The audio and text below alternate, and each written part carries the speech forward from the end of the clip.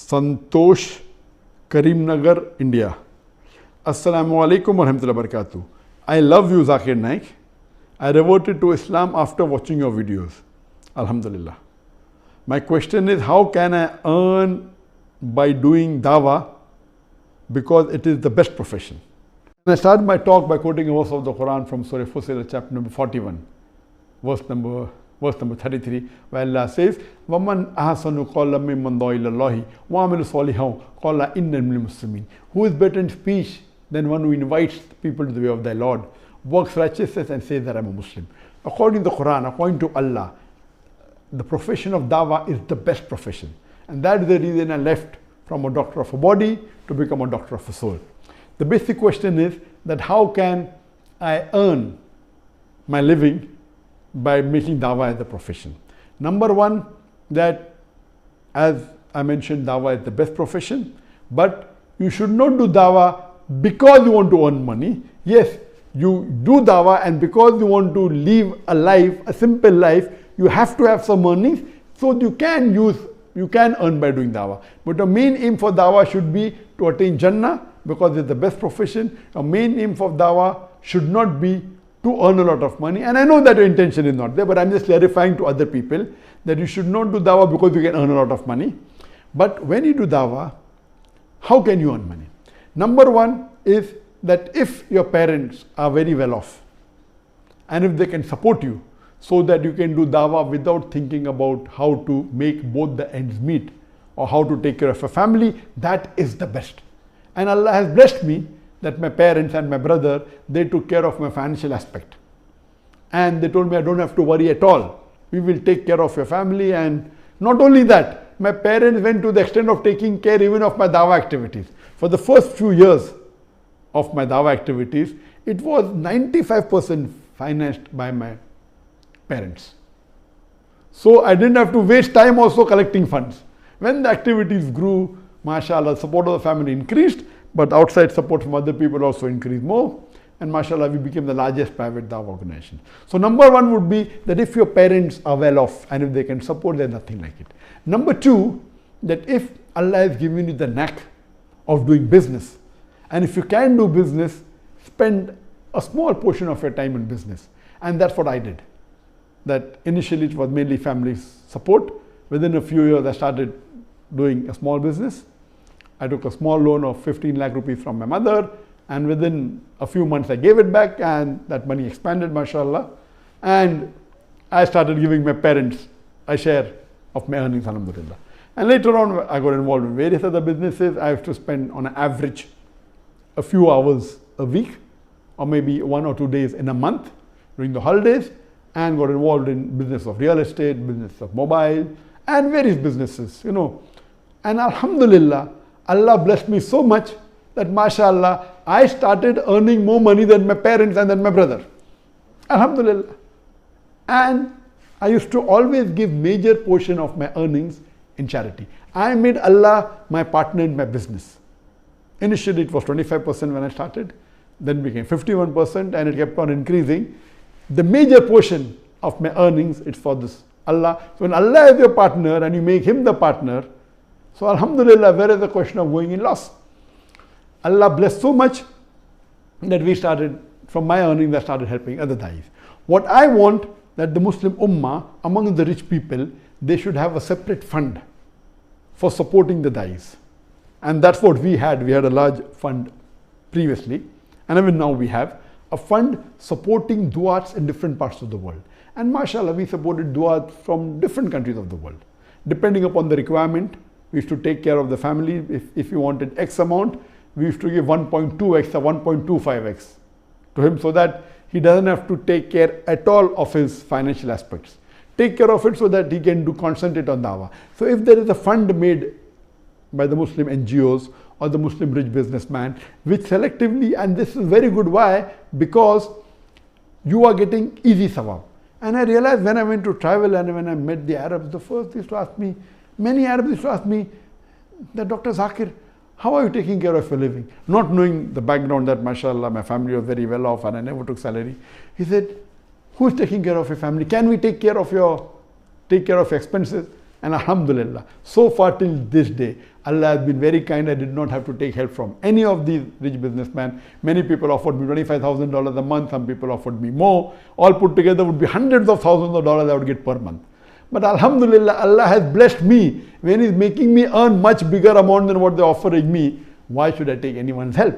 So the best is from a family. Second best is if you can do a business and make a business if Allah has given you that knack. If not, don't get involved with business. If you don't have that business acumen, please do not waste your time.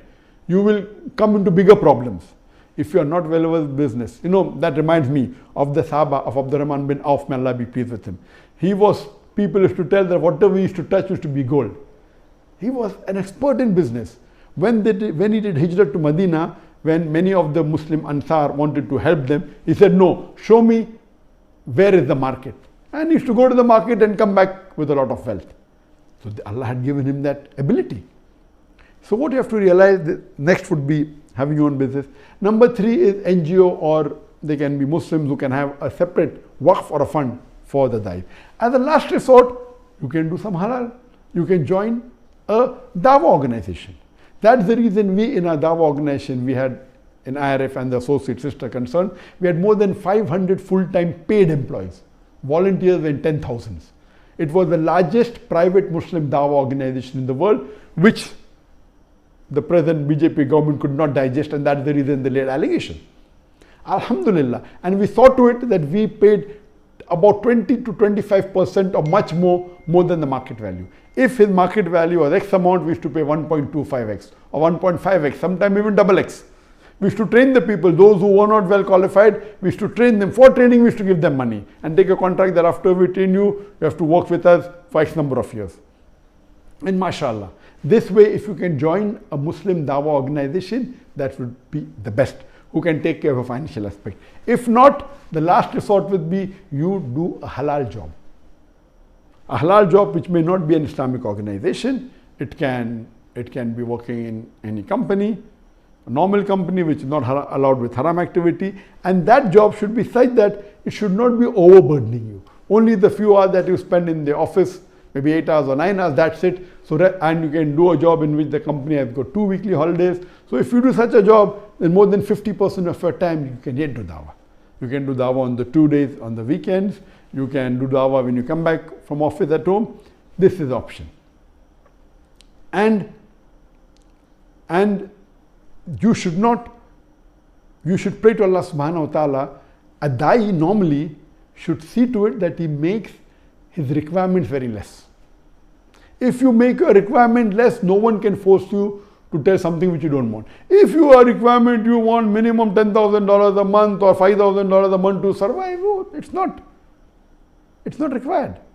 Alhamdulillah, Allah had given me way as to earn millions of dollars a year.